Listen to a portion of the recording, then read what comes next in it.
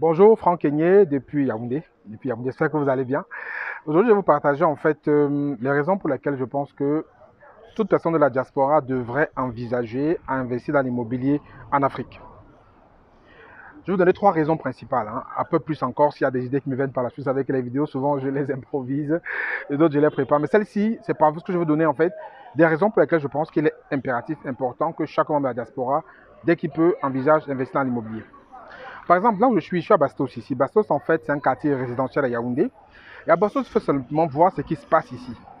Ce qui se passe ici, c'est ce qui se passe en général dans presque tous les pays d'Afrique maintenant. Il y a un boom énorme de l'immobilier.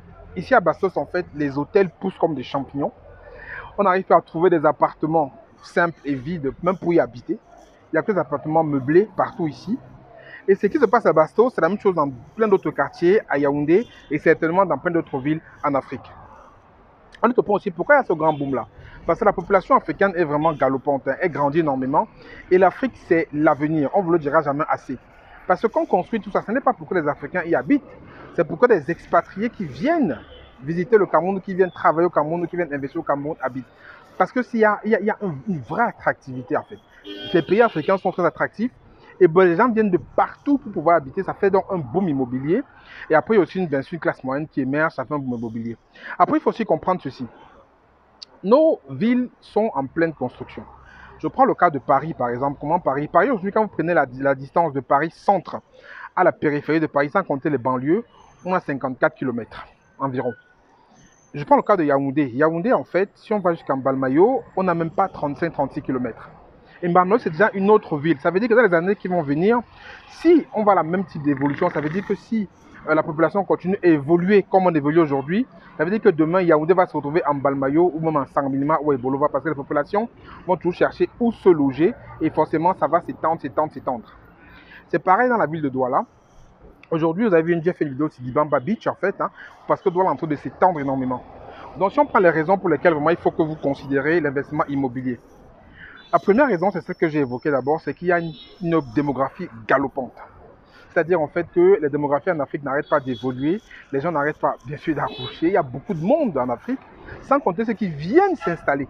Parce qu'au-delà des Africains, des Camerounais, des Africains, des Ivoiriens, des Sénégalais, qui ont besoin de se loger, il y a aussi énormément de personnes qui viennent de l'extérieur, qui ont besoin de se loger. Donc ça veut dire qu'en fait, il y a un réel marché, un réel besoin par rapport à l'immobilier construit.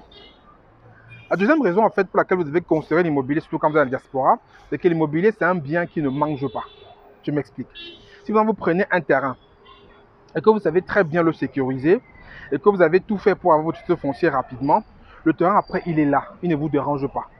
C'est-à-dire aujourd'hui le terrain ce n'est pas comme l'élevage où vous devez nourrir les poulets, s'assurer qu'ils ont mangé, qu'ils sont vaccinés. L'immobilier ce n'est peut-être pas comme l'agriculture où il faut pouvoir entretenir vos terres et tout ça. L'immobilier quand vous avez sécurisé votre parcelle, c'est tranquille.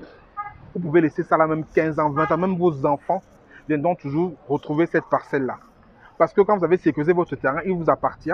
Et quand vous avez fait les choses correctement, il n'y aura pas de problème. Donc la deuxième raison, c'est que l'immobilier, ça ne mange pas. L'immobilier, quand c'est bien sécurisé, c'est là et ça vous rapporte. Et au-delà de ça, quand c'est posé comme ça vous rapporte, ça prend de la valeur. Comme je vous ai expliqué en raison numéro 1, parce que la démographie est galopante, vous pouvez acheter un terrain aujourd'hui qui est à 10 km de la ville, mais dans 3-4 ans, la ville va arriver là-bas.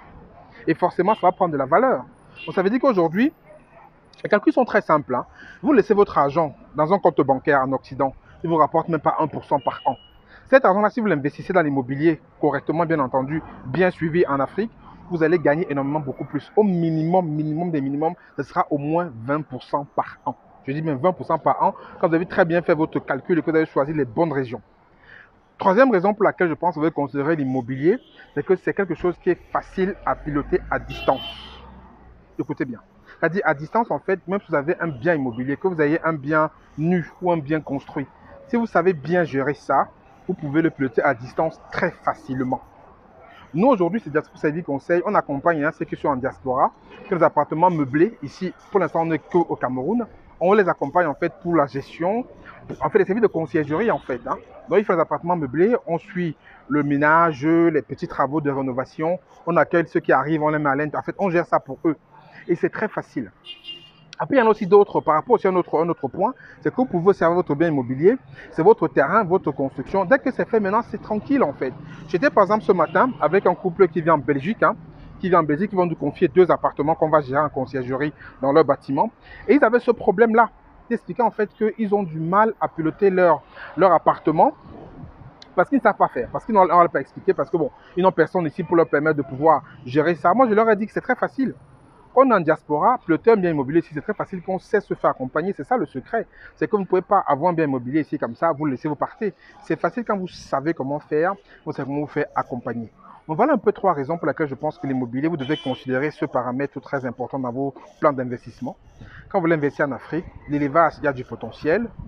L'agriculture a du potentiel, mais l'immobilier, que ce soit l'immobilier nu, l'immobilier construit, ça reste une valeur sûre quand vous êtes bien accompagné et quand vous savez bien le gérer. Dites-moi ce que vous en pensez. Vous avez investi dans votre pays dans l'immobilier aujourd'hui. Mettez-moi en commentaire. Vous souhaitez investir dans l'immobilier au Cameroun, que ce soit dans les terrains, dans la construction, ou même vous avez votre parcelle que vous voulez construire. Vous savez qu'on vous pouvez compter sur nous. Mettez-moi ça aussi en commentaire. Et pour terminer, je vais dire, j'envisage de faire une conférence à Paris. Conférence à Paris au mois de septembre pour parler justement des codes de l'investissement en Afrique. Une conférence où je dévoilerai des secrets sur l'investissement en Afrique. Comment faire pour réussir un investissement en Afrique. Si la conférence peut vous intéresser, mettez-moi ça en commentaire et s'il y a beaucoup de demandes, je vais planifier une date pour partager ça avec vous en live à Paris. Voilà, c'était Franck Kenyé. Mettez-moi ça en commentaire. Et plus il y a du monde qui sont intéressés d'apprendre comment investir sur le continent africain, plus je vais organiser la conférence assez rapidement. Donc mettez-moi en commentaire ce que vous pensez de la vidéo de 1. Mettez-moi aussi en commentaire si vous souhaitez avoir une conférence à Paris au mois de septembre, à mon retour à Paris, où je vous parlerai donc de comment investir avec succès sur le continent africain. Mettez-moi tout ça en commentaire, on se retrouve. Et s'il y a vraiment de la demande, j'organise une conférence en septembre pour parler de ça. C'était Franck Kenyé. Likez la vidéo, partagez, commentez. À très bientôt. Ciao, ciao.